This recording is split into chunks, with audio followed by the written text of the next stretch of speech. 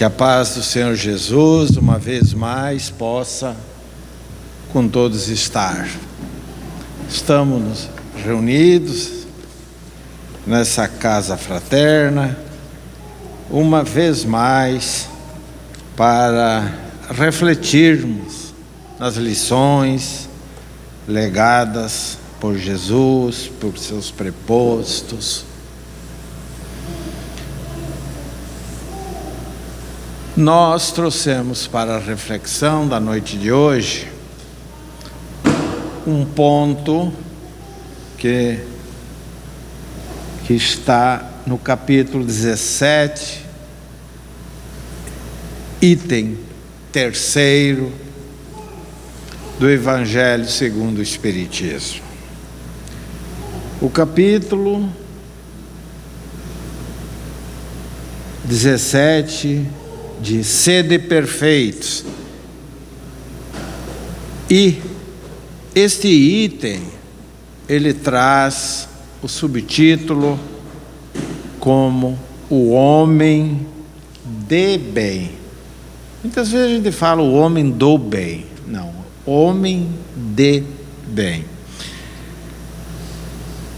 É evidente que quando Jesus falou à época, sede perfeitos como o Pai o é, era para que houvesse aquele entendimento, porque nós jamais vamos chegar à perfeição de Deus, porque se nós chegarmos à perfeição de Deus, né, Deus é único. Então essa perfeição é aquela perfeição adequada a todos nós que almejamos um amanhã melhor. Essa perfeição que Jesus fala é para o alívio das nossas dores, das nossas enfermidades. Vimos que as doenças e as enfermidades, todas têm origem espiritual. É o nosso desequilíbrio que faz com que nós viemos a adoecer. As doenças que nós temos hoje ou são resultado desta existência ou de existências pretéritas, existências passadas, o nosso ontem. E hoje nós estamos com elas para que possamos resgatar as dívidas de amor que deixamos para trás. Toda dívida construída pelo ser humano aqui na Terra, nós temos que pagar. Fizemos um financiamento numa instituição financeira, seja ela em 30 dias, 10 anos, 20 anos, um dia a conta chega. Ela demora, mas ela chega. Eu estou aqui. Da mesma forma, as dívidas de amor, elas vêm bater a nossa porta. E o que é mais importante, e que nós precisamos saber, varrer de uma vez por toda dessa ignorância, ou seja, desse desconhecimento, que essas doenças que nós trazemos hoje são rogativas nossas. Eu sei que é difícil de aceitar, mas nós pedimos para vir, aleijados, cegos, uma série de coisas. Se nós soubéssemos a lista de doenças, de dificuldades que nós apresentamos aos prepostos de Jesus para a nossa reencarnação, nós não teríamos condições de sobreviver. Aquilo que nós estamos passando hoje é o mínimo que nós precisamos para essa existência, para podermos caminhar, aliviar um pouco esse fardo. E nós só vamos aliviar esse fardo se nós passarmos a vivenciarmos as lições de Jesus. Não basta saber. Hoje, o mundo, o católico, evangélico, espírita e de outros, sabem. Tem irmãos nossos que sabem quantos pontos, ponto e vírgula, 2 pontos, tem a Bíblia. Mas não sabe dizer um bom dia, dar um sorriso. Se soubesse quão bem faz um sorriso. Como faz bem você parar num determinado local e deixar que alguém atravesse. Você sabe que aquela pessoa vai atravessar a rua e você está com o seu veículo. Se você parar e faz assim para ele, é o bem que você está fazendo. Vocês não imaginam a energia positiva que advém daquela pessoa quando ela dá um sorriso, faz assim, ou muito obrigado. Façam esse teste. Eu fiz inúmeras vezes. Hoje eu fiz um teste com meu neto quando levava ele à aula. Não precisava, mas eu fiz de propósito, mostrar a ele como tem que fazer. Porque se você não ensinar de pequeno, grande não tem jeito, né? Eu digo, sente agora, sente a volta, sente o reflexo. E nós sentimos, porque é a energia que vem. E se nós deixarmos aquela pessoa travada e passarmos de forma muitas vezes abrupta, daí a pouco é uma enxaqueca, é algo, uma tristeza. Porque imagina a energia negativa que aquela criatura repassou para nós. Então nós adoecemos porque nós não vivenciamos as leis do amor. Essas são leis naturais. É a lei da compreensão, da tolerância. Então nós precisamos vivenciar o bem. É por isso que tem no Evangelho segundo o Espiritismo essa lição terceira, o homem de bem.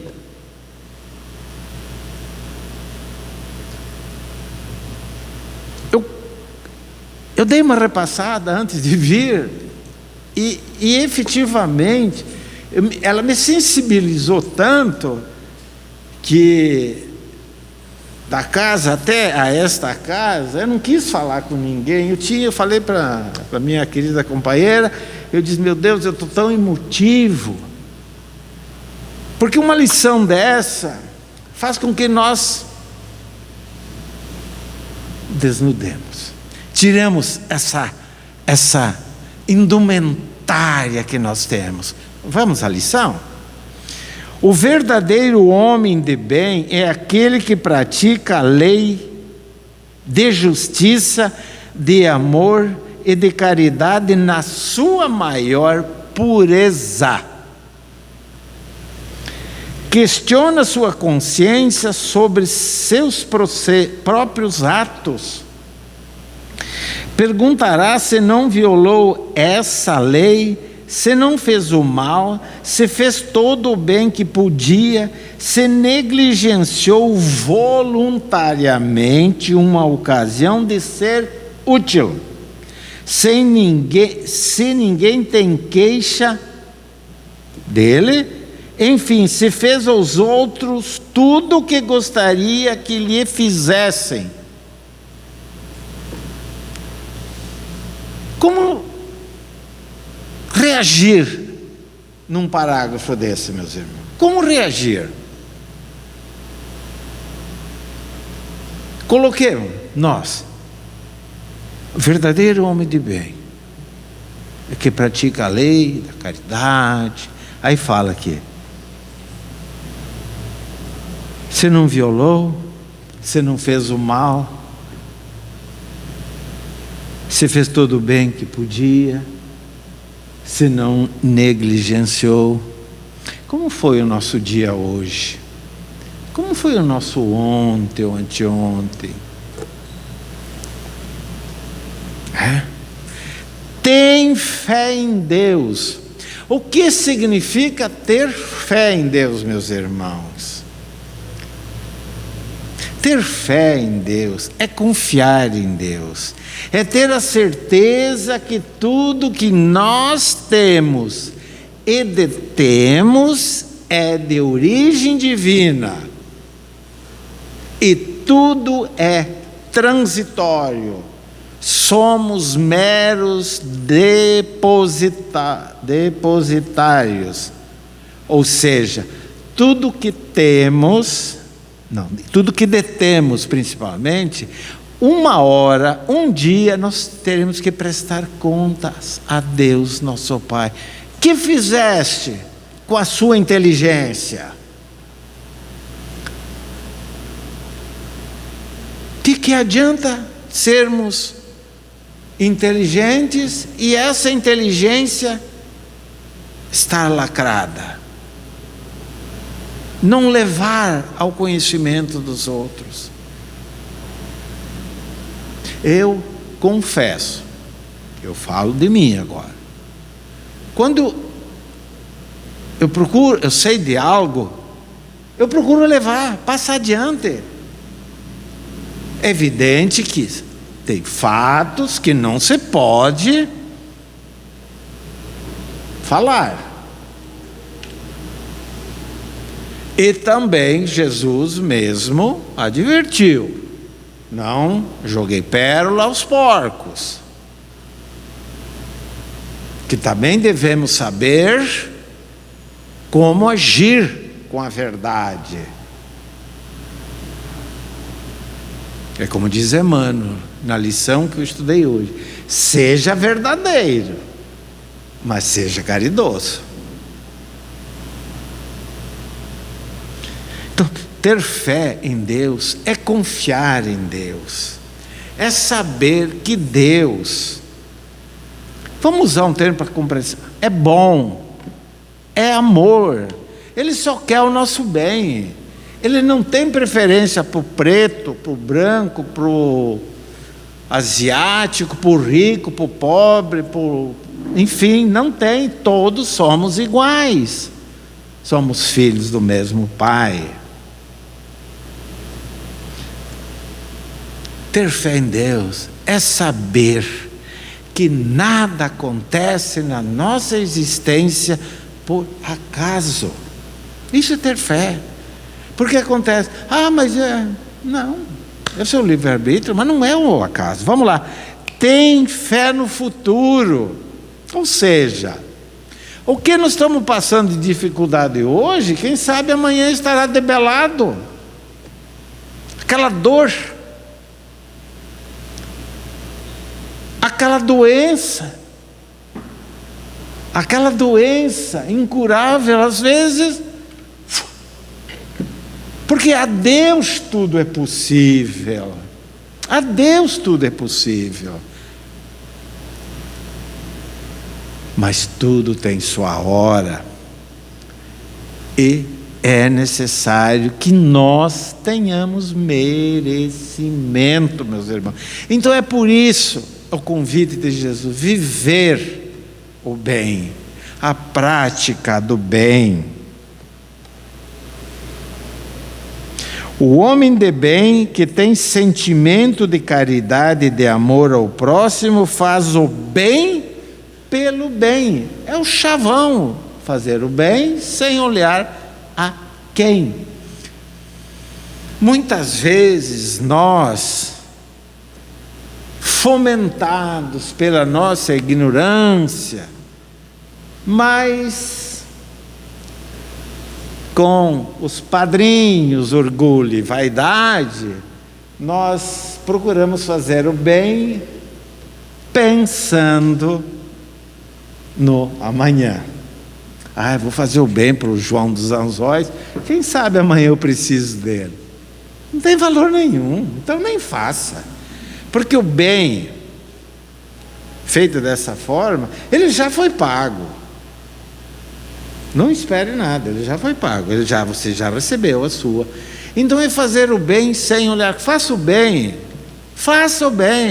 Agora, se o bem que você faz à pessoa e essa pessoa paga através da ingratidão, o problema é de quem é ingrato, o problema não é seu.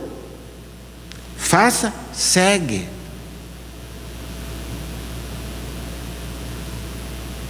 Olha, tem uma colocação assim, tão simples, da literatura brasileira, só vou dar o chavão. Enquanto os cães ladram, o que acontece?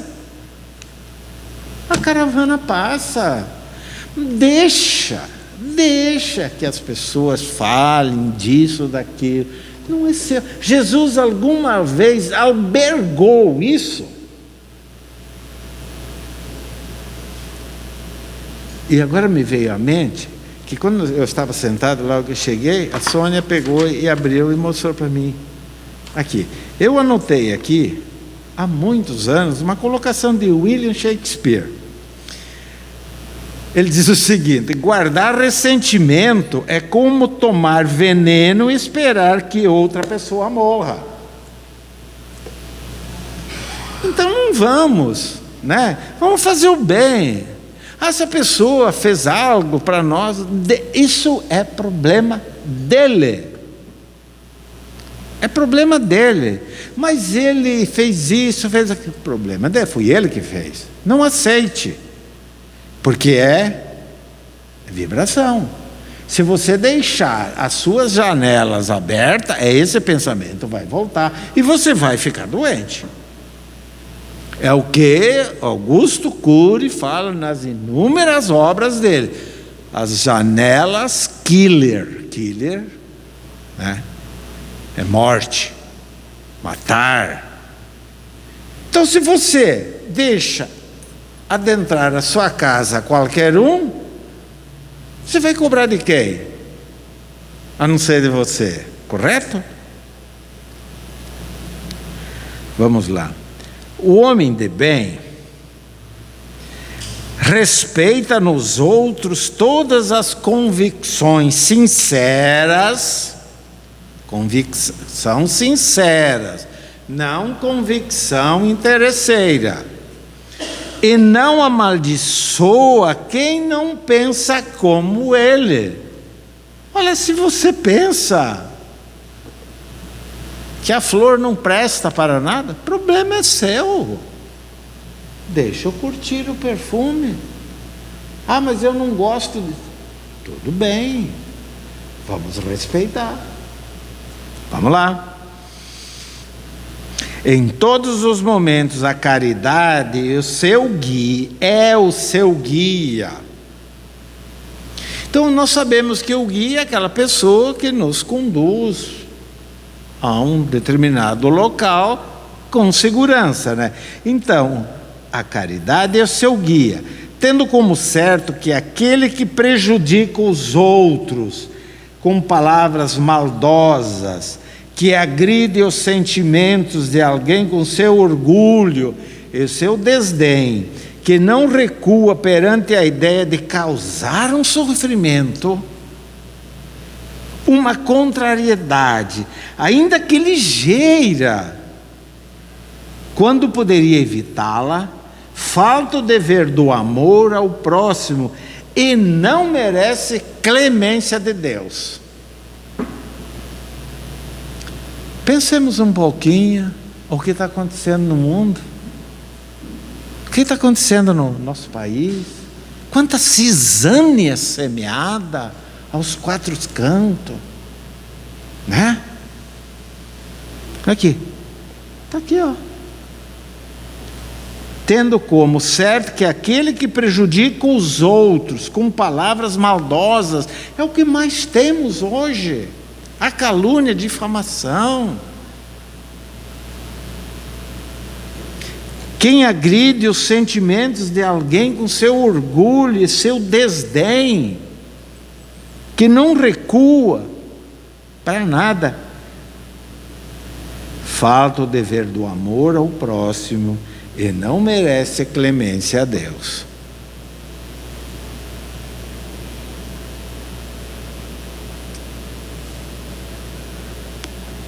Eu tenho dito que não adianta ir na igreja, templo evangélico, casa espírita e não vivenciar aquilo que você sabe. No início dos anos 80, Roberto Carlos já dizia: não adianta ir na igreja e rezar e fazer tudo errado. Não adianta nós virmos à casa fraterna, aqui o nosso lar, Fundação Lar de Nazaré, e ao deixarmos esse local, vamos voltar para casa tricoteando os outros, falando disso, daquilo. Vamos comentar o Evangelho e procurar colocar em prática aquilo que aqui nós ouvimos. Nós ouvimos hoje que a respeito das doenças, da enfermidade, como falamos no início, é o nosso desequilíbrio, meus irmãos. Até quando? Nunca se viu tanta gente doente. Não tem consultório médico que para você entrar tu tem que reservar um mês, seja particular ou por plano de saúde, nem fala. Nunca se viu tanta farmácia nas cidades e nunca se vendeu tanta tarja preta. Por quê? Por quê? Porque não fizemos uso desse remédio verdadeiro, que é a vivência, a prática do amor. Jesus ficou doente alguma vez?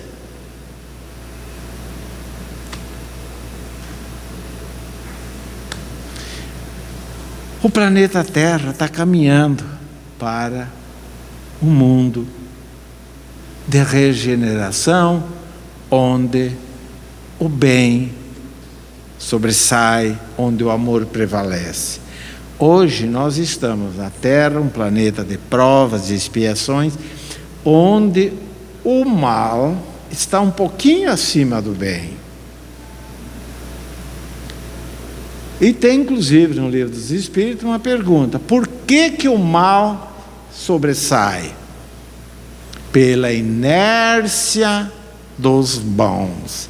Porque nós não queremos nos incomodar, nós não queremos sair da nossa zona de conforto para falar com alguém, fazer uma visita a alguém que está doente, vir aos estudos. Mas lembre-se, Emmanuel já advertiu. No fim dos anos 40, através da pena de Chico, ele diz: é preferível que a morte encontre você trabalhando do que sentado numa poltrona. Emmanuel. Evidente que nós precisamos de repouso, de descanso. Os espíritos também descansam, a não ser os crísticos e os bem elevados, superiores, mas eles também. Então, não é proibido descansar, não é proibido o lazer, mas vejamos que muitas vezes nós podemos estender a mão a alguém, e é tão bom, meus irmãos, é tão bom. Porque quando nós estamos numa situação adversa, como é bom uma palavra amiga, de conforto. Essa é a prática do bem, mas nós não queremos.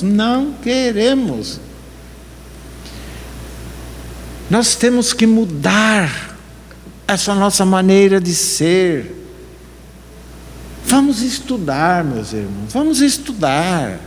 Nós muitas vezes Passamos uma hora em rede social que nada traz de bom. E não conseguimos 10 minutos de estudo. Porque quando vamos começar a estudar, pegamos um livro e já começamos a dormir. Quer saber por quê? As companhiazinhas que estão contigo não vão te deixar. Então você fala em voz alta: ô meus irmãos, vamos estudar aqui. Leia em voz alta. Nós temos que mudar, meus irmãos. E não são só os trabalhadores da casa, todos nós temos essa responsabilidade de estender e de pregar o Evangelho, disse Jesus. O que significa? Exemplificar, conversar, não ter vergonha. Nós temos vergonha de dizer que amamos Jesus. Nós temos vergonha de dizer que amo. Se você às vezes diz para uma pessoa: oh, minha querida, muito obrigado. Nós estamos vivendo um momento que essa pessoa é capaz de processar a gente por assédio. Porque da tamanha ignorância e burrice, me perdoem, espiritual. Então nós precisamos estender a mão, meus irmãos. É procurarmos viver o amor.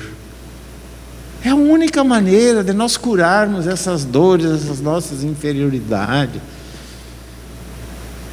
Na quarta passada, foi na quarta, não, 15 dias eu falei aqui, e falei comentando da minha colega, irmã de jornada aqui, que se a gente lembrasse das dores, a gente não vem para a casa espírita.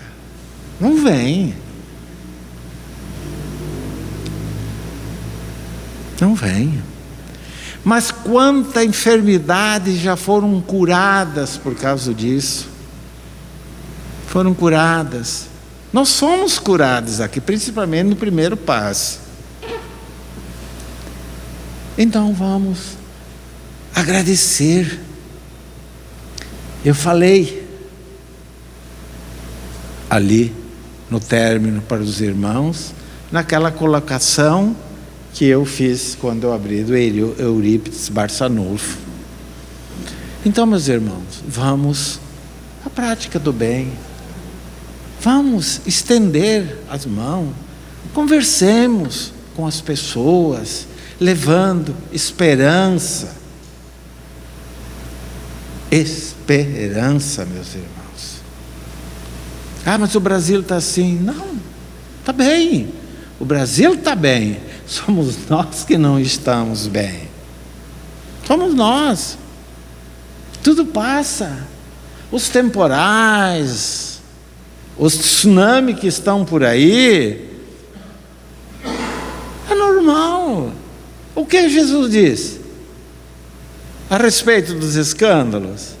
É necessário que haja o escândalo, mas ai de quem o praticar. Ah, então se o fulano está fazendo isso, fez aquilo, o problema é dele. Façamos nós o bem.